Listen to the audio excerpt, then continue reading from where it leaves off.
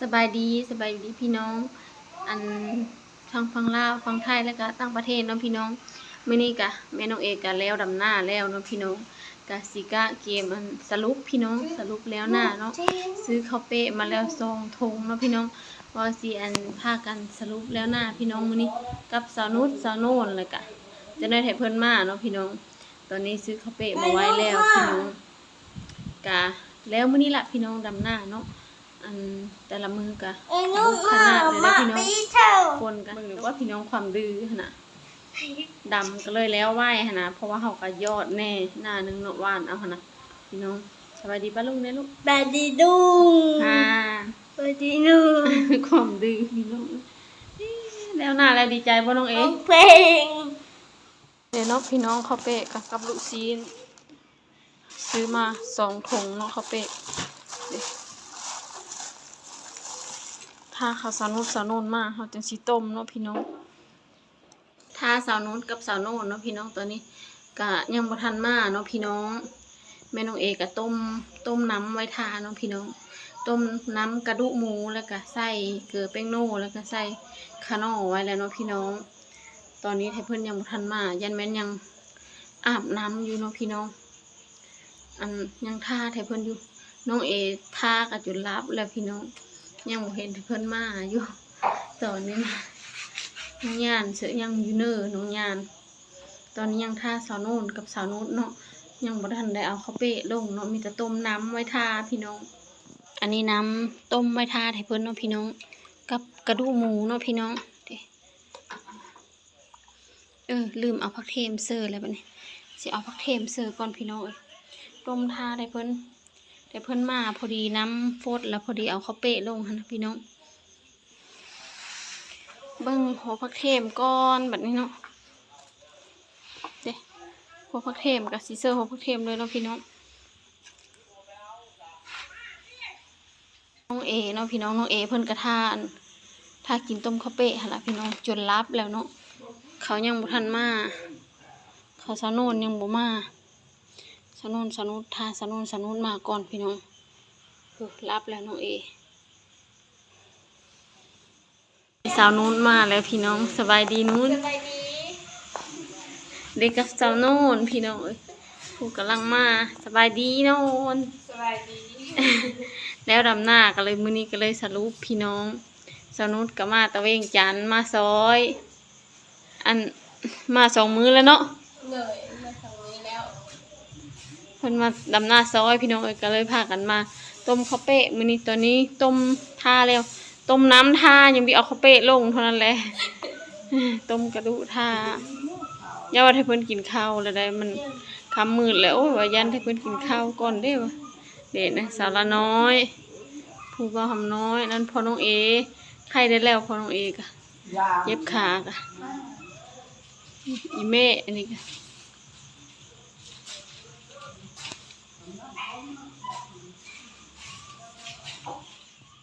ตอนนี้ข้าวเป๊ะโน่นต้มอันนึงสิก่อนบ่เนาะอย่ามันคุยน่ะนะเนาะล้างตัวนึงเสียก่อนคันมันบ่พอแล้วเฮาจึงเอาอีเนาะอันนึงถุงนึงนะอย่ามันคุยแล้วมันสิบ่แซ่บเอาก็ไปเฮาเพิ่นก่อนล้างอยู่พี่ละพี่น้องเดี๋ยวเฮาสอนโน่นล้างเอาบ่มีตัดเคิงเอาบ่นี่บ่ที่มันยาวกว่าเฮาสอนโน่นเพิ่นล้างอยู่พูนพี่น้องเราเองต้มน้ำท่าต้มถุงนึงก่อนค่ะนะอย่ามันบ่มืดอย่ามันคุยแห้งแล้วเราจะเอาลงอีเนาะอย่ามันบ่มืดมื้อละขึ้นเวงอีนะสัมภาษณ์สาวนุชก่อนพี่น้องเอาเพิ่นสิขึ้นเวงอีบ่เรื่อได้ลงมาเลยบ่เนาะฟังเบิ่งบ่ฟังเบิ่งก่อนฟังเบิ่งสภาพเนาะมาหาดำหน้าแล้วบัดนี้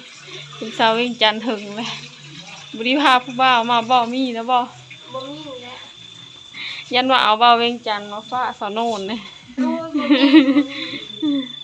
บ่มีจำต้มสมรสบ่พาไปยังผ้าก็ยังเดี๋ยวสาวโน่นเฮ็ดเดี๋ยวพี่น้องเฮาเสื้อกระดูกเด้เฮาเสื้อกระดูกหมูเดี๋ยวพี่น้อง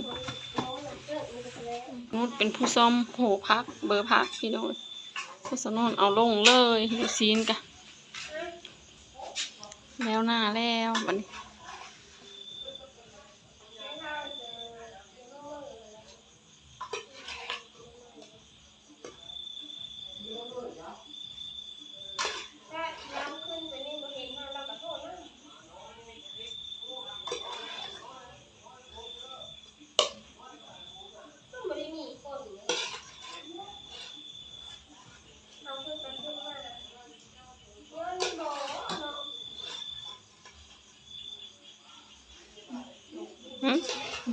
เอ้ยยำ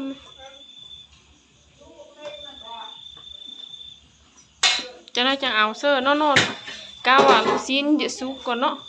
เราจังเอาอันนี้เสื้อเอาเขาเปะเสื้อนั่นนะจักไฟแห้งจำได้ได้ไม่สิย่างลายอยู่หรอกอย่าโป่งเบิ่งก็น้ำลาย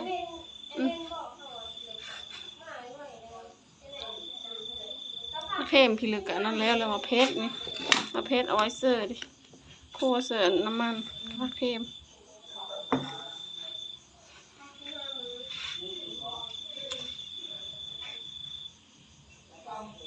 ฟดบ่แห้ง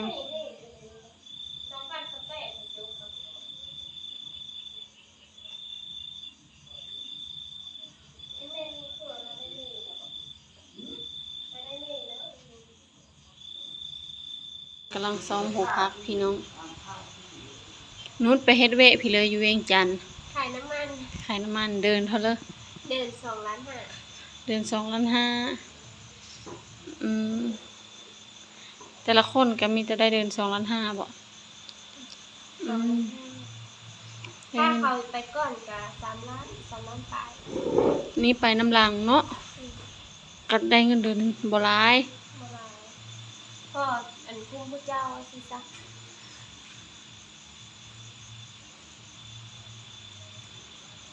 คือว่าจ้อยๆมาทรงนี่ ฮะ คือว่าจ้อยลง มาเห็นวันนี้เสือเฮาคิดว่าผู้เจ้าตุ้ยตอนนี้ตุ้ยบ่นี่นะนี่อันนี้เราเยอะไปซอยเสื้อเขาเป๊ะนะครับมันชุกแล้วก็ซอยเสื้อนะมา2 มื้อก็พอดีแล้วดำหน้าก็สบายแล้วสาวนุชมาซ้ำหน้าคันนุชบ่มาก็บ่แล้วแหละมาซ้ำ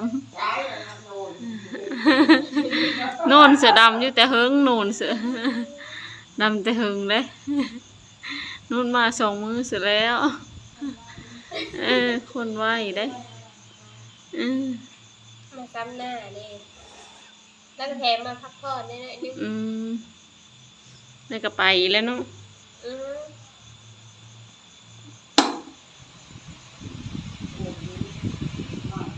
แม่นะคนตายาอุดยุ่งอยู่พี่น้องตายาอุดยุ่ง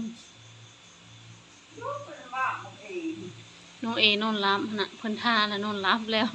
ท่าเพิ่นว้าวอยู่ได้ท่านุชท่าโน่น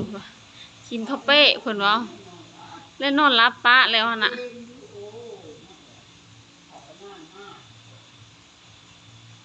เมื่อแล้วก็หานึ่งเข้า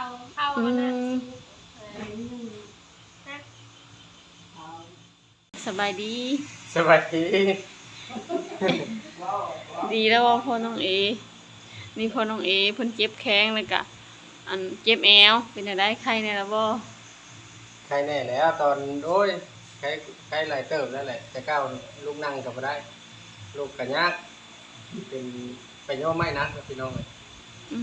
เดี๋ยวนี้ลูกได้แล้วเนาะลูกได้ย่างได้ธรรมดามันปวดเส้นเลยย่างไปโดนแล้วมันปวดแข้งปวดขาย่างท่อขาเนาะบัดนี้ไปก้าวในแอวสึกะเจ็บแอวยังบ่กล้าเฮ็ดแล้วนะดูหิวน้ำอยู่ก็ยังเครื่องอยู่กันได้หิวก็ได้หิวน้ำนี่ยังเครื่องอยู่แอวนะแต่ว่ายังกินยาอยู่เนาะกินอยู่มื้อคนเช้าก่อนยังสิลงอยู่ในลงไปเอายาอดก้อนเฮ็ดเวนักกะพักผ่อนก้อนช่วงพักผ่อนมา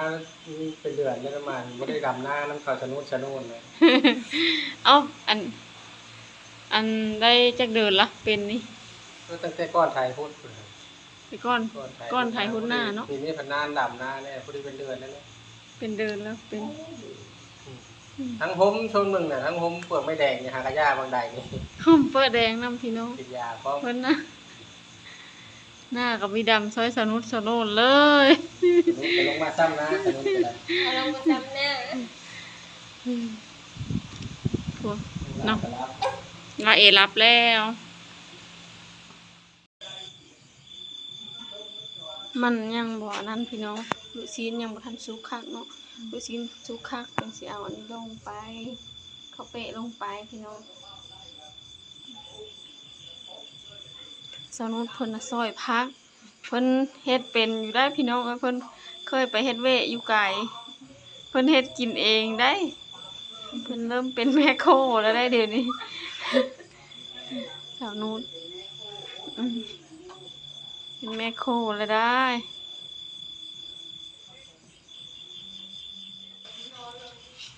ลุงย้อนลงไปก็แก้มันเพ่งนักกว่าเก่า ได้อยู่บ่โน่นทำอะไรก็เอาเพิ่มอีก มันนักกว่าเก่าจะได้แก้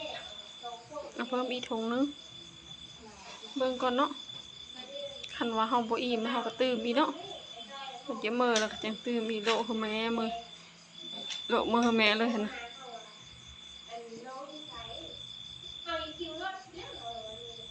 ยังหลายบ่ที่เพิ่นน่ะหน้าบ้านเนิน นั่งหน้าเทศเลยหน้าพานนั่งไปเล่นสายเลย เขาเซาคันน่ะได้อืม นอนประมาณพวกตรงที่น้ำตาจะมาเกินไหลอยู่แล้วเนาะเจ้าก็ เจนน้อยเพิ่นบ่ล่ะก็ว่าน้อยก็เอาตื่มอีกเฮาก็ตื่มอีกสิบ่เนาะอุ้ยก็ย่ามัน น้ำลายอยู่ เอามาจองผงพารา เออมาเด้อพี่น้องกินข้าวเป๊ะนำกันต้มซุกแล้วตอนนี้นะเนาะนี่เด็กกำลังปรุงสาวนุชกับปรุงแล้วน้องทำน้อยสาวละน้อย พากันปรุงไปแล้ว เด้ มังนาวเลย นี่พอน้องเอ๊ะนี่มะนาวบ่มีมะนาวสาวโน่นยังตักอยู่คุณยังบ่มานางโน่นกูยังตักยังตักอยู่คุณยังบ่แล้วเพิ่นอีเมะได้สบ่กินบ่มานะแม่อีเมะผัดบ่เยอะพี่น้องเพิ่นน่ะกินข้าวแล้วกับแกงเผ็ดน้อยน้องเอพันล้ามมื้ออื่นผู้แลน้องเอซื่อรับก่อนแล้ว สรุปแล้วหน้าพี่น้องวันนี้กินข้าวเป๊ะเอาแล้วดำหน้ากะ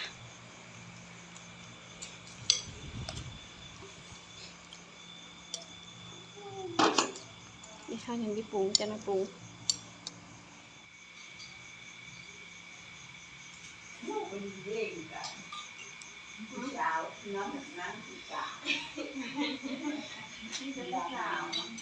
สี่สาวเนาะ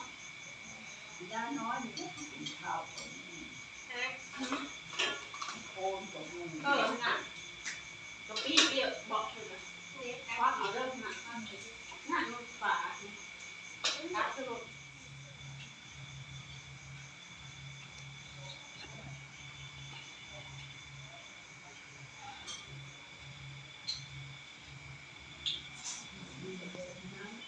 ก็ทำน้อยจะดังได้หนัก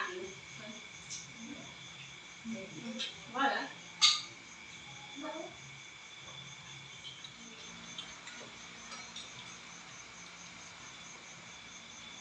ไม่เจออีกบอกข้างนอกจะเอาอย่างนี้นะ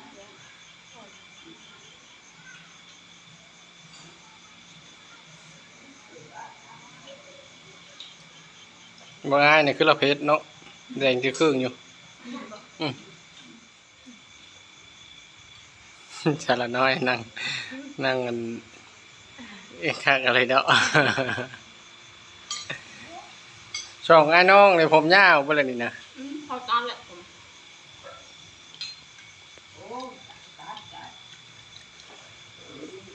มาเจอพี่น้องกินน้ำกันเด้อนี่ส่งไอ้น้องย่านกับน้องหำน้อย กินแซ่บบ่ล่ะย่านหำน้อยได้แซ่บบ่นู้นได้แซ่บบ่ แซ่บอย่างนี้ เนี่ยเพิ่นบักเก็ต น้าน้อยกะ จำเอา อีเมะนอนท่าพุกเมะ ปล่อยนุ่งอยู่บ้านนุ่งหลาน นอนผัดอิ่มแล้วน่ะกินถ้วยเดียวนึงอิ่มแล้ว บ่อิ่มไปตั้งเอาอีก มันอุ้มบ่ได้ครับตั้งคำ กินพากันกินข้าวเป๊ะแล้วพี่น้องบัดนี้เจ้าหน้าที่เพิ่นกับมือและสาวโนนนี่เห็นจมมอเจ็ดแล้วได้พี่น้องสาวโนนไปทางใดโน่นจมมอเจ็ดแล้วหน้าก็แล้วเลยตอนยังบ่แล้วหน้าสึกบ่ถามได้เลิงไปเออแล้วหน้าแล้วละถามและฉันบ่มีคนดำหน้าซอยไปหาเฮ็ดเวะบ่บัดนี้เฮ็ดเวะอยู่ไปทางไหนได้เนาะยังบ่ทันได้สมัครบ่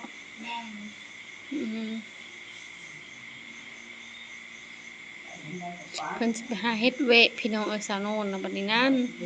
แล้วหน้าแล้ว